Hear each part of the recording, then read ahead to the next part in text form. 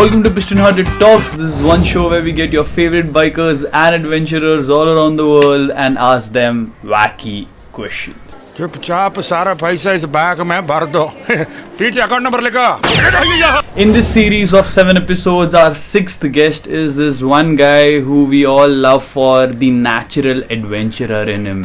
If not that, his narratives on YouTube for sure gives goosebumps to anyone who is watching it on their screens. Introducing Rohit, toll-free traveler.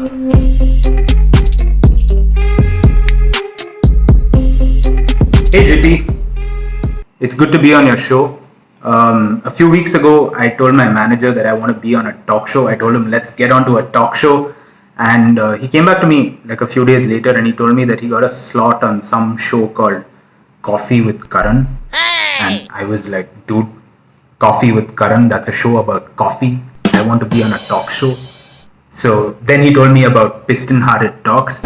And I was like, now that, PISTONHEARTED Talks, that's a real talk show. That's the one I want to be on. Talk to them, make it happen. I think he reached out to your people and stuff worked out. So here we are. Thank you for having me on your show. Let's do some talking. Hello Rohit, welcome to PISTONHEARTED Talks, and without further ado, let's get on to your first question. Okay, I had asked Rohit for his nicknames from school, but he said he has no nicknames from school. So I had to change the question and make it to how did this name toll-free traveler actually came into existence? Like, how did you actually think about toll-free traveler as a name? Why the name toll-free traveler? I thought you said you were going to ask me wacky questions. Okay, there's no like wacky answer to this. So let's start off with something a little bit serious. Toll-free traveler, actually, the interesting thing is my father helped me come up with that name. The idea at the time that I was trying to name my channel and my content and my platforms is that I wanted to do something that wasn't biker this or rider that or, just all of those things, because as much as I love motorcycles, as much as I love traveling on motorcycles, I love travel first and then motorcycles. So I like sailing, I like backpacking, and if I can afford it, someday I'd like to travel by car as well, and I will pay toll.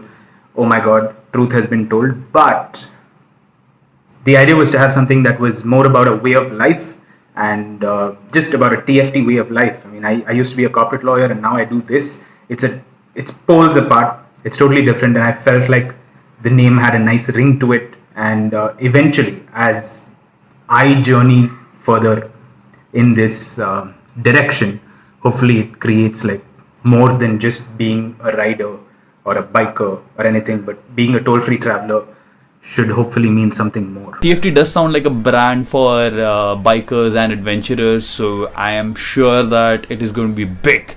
All the best for that, bro. Second question for Rohit, toll-free traveler, is the same question which we have for everyone on the show. What is the first bike which you ever rode?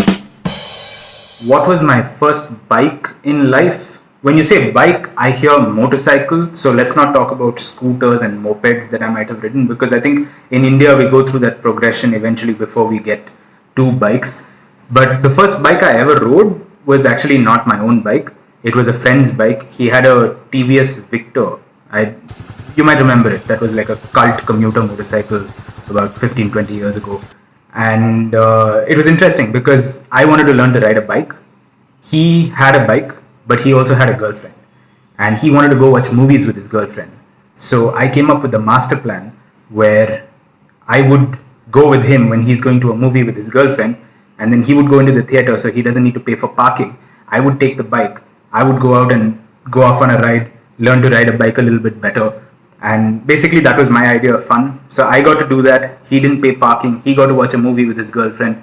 And eventually, I'd put a little bit of petrol in, of course. So that was my expense.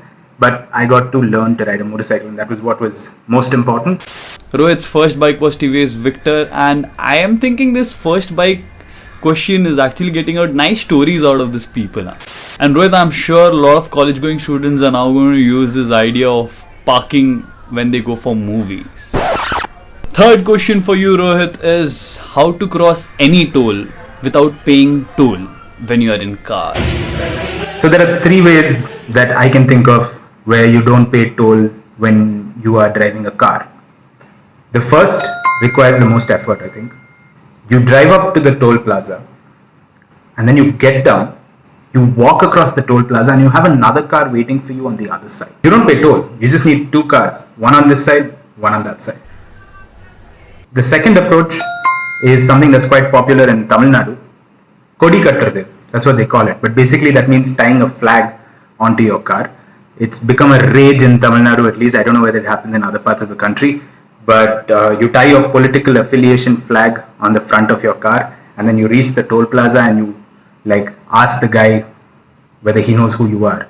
The third and probably the most boring option is that you buy a piece of land on the toll road. And if you own land on the toll road, I think at least some toll roads allow you to get a pass.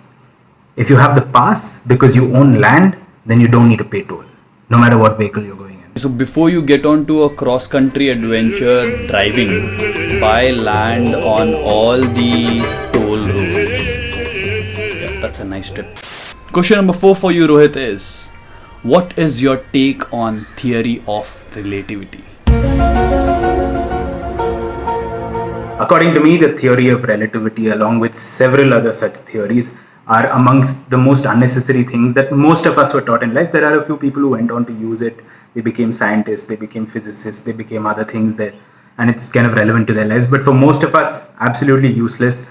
I think that schools should start teaching people life skills. Things like how to change a flat tire and how to fix a light bulb. These are the things that schools should be teaching kids. These are the things that most of us will find useful in life. So relativity is relatively useless, in my humble opinion.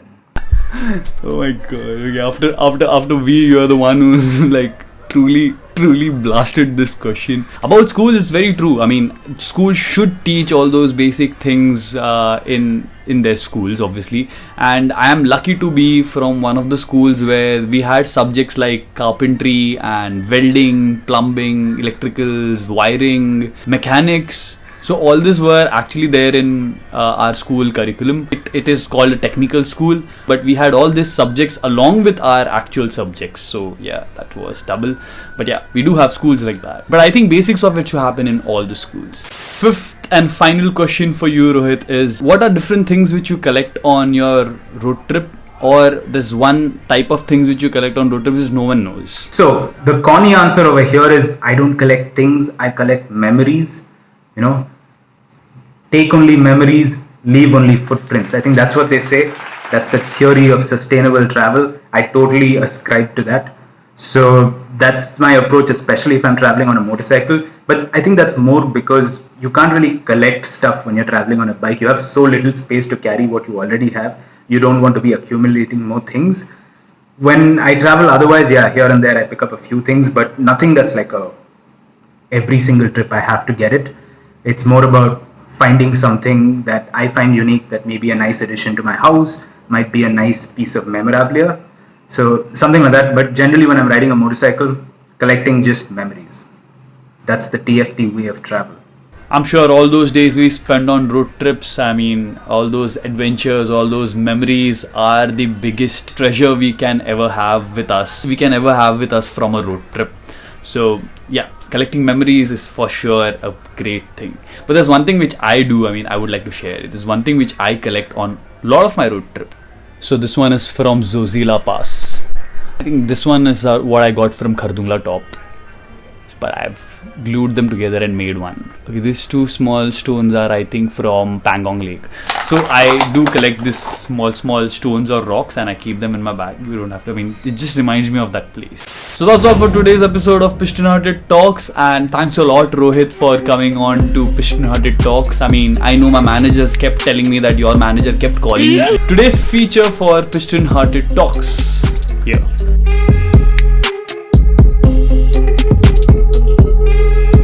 To get featured on the last episode that comes next. Quote of the day. Always remember, you're always at right place at right time. Whatever is happening around you is happening for a reason, and you are there at that place because you had to be. All you piston hearts out there, don't be an oil can. See you guys on the next episode. And if you like this episode, share it. Please share it with your friends. If you have not subscribed yet, subscribe to this channel and put a thumbs up below if you like today's episode. And also comment down and tell me if you have any suggestions for the last episode. Who's this? Oh, Karan, what's up? What, you're doing episodes with bikers now? Who are you calling? Toll-free traveler. Who's he? Rohit? Oh, no, I've never heard of him.